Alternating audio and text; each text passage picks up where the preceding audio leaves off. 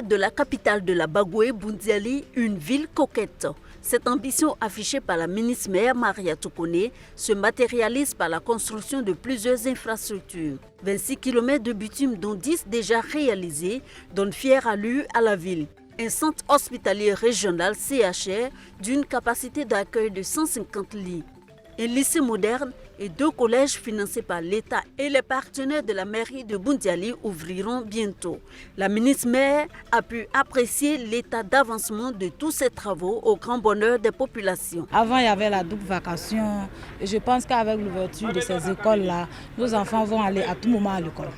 Les fonctionnaires, lorsqu'on les envoie dans des villes de l'intérieur, bien évidemment, leur première réaction, c'est la ville. Qu'est-ce qu'elle est, qu'est-ce qu'elle devient, comment est-ce qu'on peut se sentir à l'aise.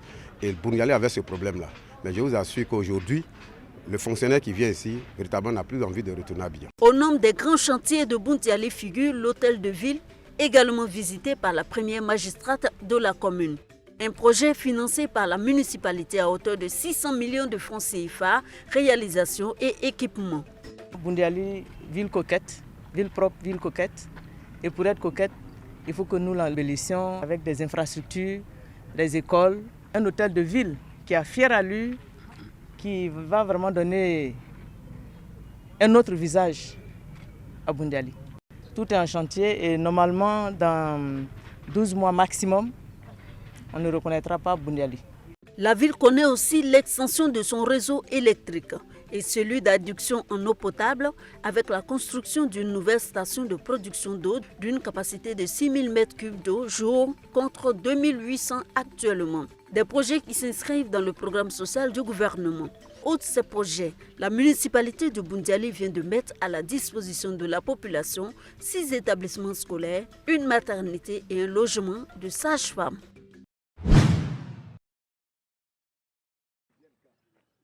Le conseil municipal de la commune de Goïtafla a consacré l'année 2021 aux actions en faveur de l'autonomisation et la santé des femmes.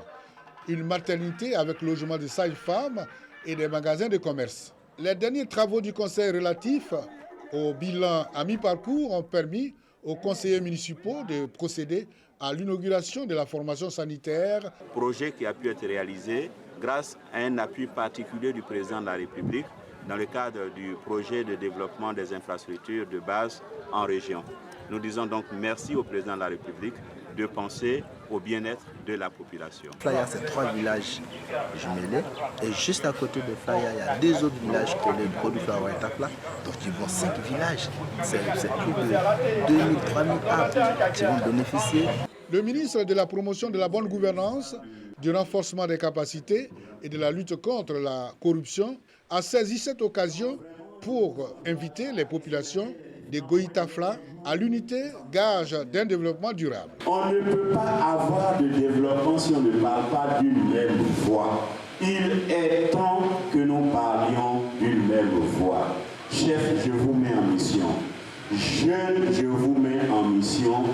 Monsieur le maire et l'ensemble de son conseil, je vous mets en mission pour que l'image que nous avons donnée de Goïtafla, cette image puisse changer définitivement. Une visite des travaux de la future résidence du préfet du département de Goïtafla et la finale du tournoi de la fraternité ont ponctué le séjour du ministre Zorobi Epiphane dans la localité.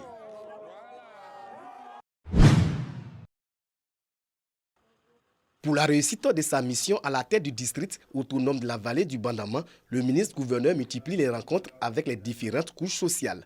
Jean-Claude Kouassi a échangé avec les préfets, sous-préfets, maires et conseillers municipaux de la région de Gbeke. Il est venu expliquer au corps préfectoral et élus locaux les attributions et rôles de son instrument de développement. La communauté musulmane a reçu la visite de Jean-Claude Kouassi. À la grande mosquée de Bouaké, le premier responsable du district autonome de la vallée du Bandama est venu demander la bénédiction des hommes de Dieu pour la réussite de sa mission. Tous saluent cette démarche. Le message qui a été donné ce matin par le ministre-gouverneur, je pense que ça a été bien compris. Nous attendons aujourd'hui le démarrage, le début de toutes ces activités pour le bonheur de la jeune de Bouaké. Rassurez, monsieur le ministre, que nous sommes entièrement à sa disposition et que nous prendrons toute notre place à ses côtés pour l'appuyer dans sa nouvelle mission. Nous l'accompagnons avec notre prière SN et nous le renforcerons Inch'Allah, avec notre prière interne, nuit et jour. À tous ces différents interlocuteurs, le ministre-gouverneur demande la collaboration. Les ministres-gouverneurs et les conseils de district viennent compléter un schéma qui est déjà lancé et qui fonctionne. Compléter ce schéma autant au niveau de la décentralisation que de la déconcentration. Mais que chacun fait à son échelon ce qu'il sait le mieux faire. Après le corps préfectoral, les musulmans et les maires, d'autres rencontres sont prévues les jours à venir, toujours avec le même objectif, présenter les missions et attributions du district autonome. Lutter contre les fake news est l'une des missions que s'est assignée le comité régional de la liberté de la presse. La sensibilisation des autorités administratives, politiques, traditionnelles et les populations sur la responsabilité sociétale des journalistes a été au cœur de cette rencontre à Gagnoa. Un journaliste, il est responsable de ses écrits.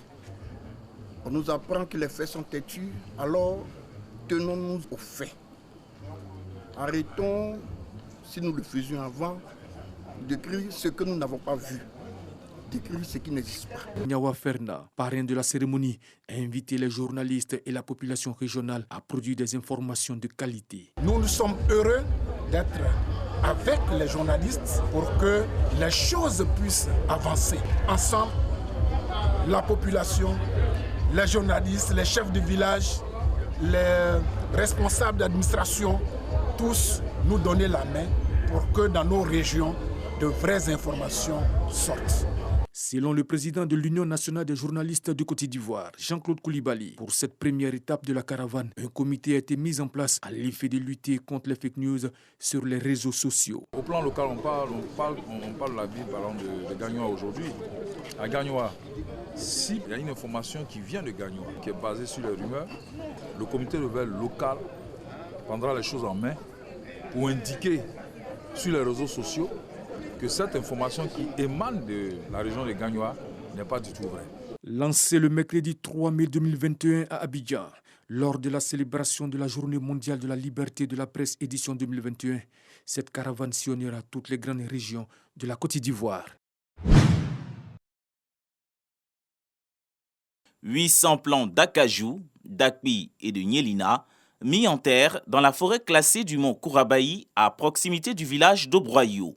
Une initiative de la direction des eaux et forêts de la Nawa et ses partenaires. Projet qui vise à reboiser et à protéger ce patrimoine naturel de 3350 hectares. C'est important pour nous parce que nous travaillons aussi dans le secteur agroforestier, le secteur cacaoyer. Et le microclimat, le climat est très propice à la production du cacao.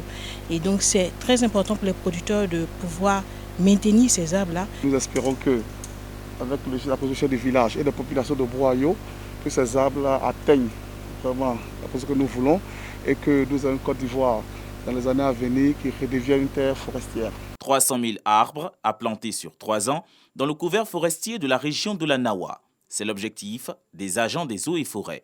Nous voulons demander à tous nos parents, à tous les chefs de communauté, les chefs de village, de prendre soin de ces arbres que nous plantons aujourd'hui.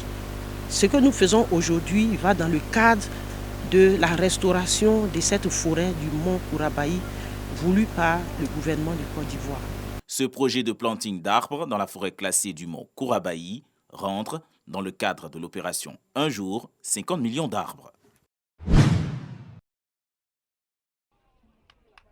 Coup d'envoi donné par Claude Danho-Paulin, ministre des Sports et du Développement de l'économie sportive, devant des fils et filles de Bessédi. Nous sommes à la finale du tournoi de football dénommé Ongbo-Rongbo, en prélude à la fête des Ignames dans cette localité, dans la commune de Sikensi. Un tournoi qui renforce le vivre ensemble dans les 7 quartiers du village de Bessédi. Ce tournoi pour aider la jeunesse, pour occuper la jeunesse sainement et aussi pour apporter un peu de la joie pendant les fêtes. Ce championnat met en compétition tous les quartiers de Bessédi, auquel s'ajoute une équipe de vétérans. Cette finale a opposé le RCS du Dynamo du quartier Normal et le FC Jéricho de Jérusalem dans un esprit fair-play. Ces deux équipes rivalisent de créativité afin d'être l'heureux élu de Dame Coupe. C'est un sentiment de joie de voir cette jeunesse rassemblée autour du sport, qui est le sport leader, qui est un bon alibi de cohésion sociale, de partage, de fraternité. Et c'est une jeunesse qui s'adonne au sport, donc une jeunesse qui s'adonne dans les activités saines. L'état de la pelouse et l'absence de tribune ne laissent pas le parrain indifférent. Il a été bien pensé qu'il y ait une compétition sportive qui rassemble tous les quartiers, qui permet donc la convivialité, la fraternité et le renforcement du lien social. Nous sommes donc venus pour encourager cela, pour que le sport, désormais, dans toutes nos régions, dans tous nos villages, soit la base de ce qui peut constituer le ferment de la réconciliation nationale et surtout de la cohésion. J'ai fait la promesse que l'année prochaine, non seulement ce stade va être rénové, mais nous allons faire en sorte qu'il y ait des espaces de jeu pour le handball, le maracana et le volleyball. Au-delà des retrouvailles, ce tournoi booste la cohésion sociale dans la région de l'Agné-Bitsiassa.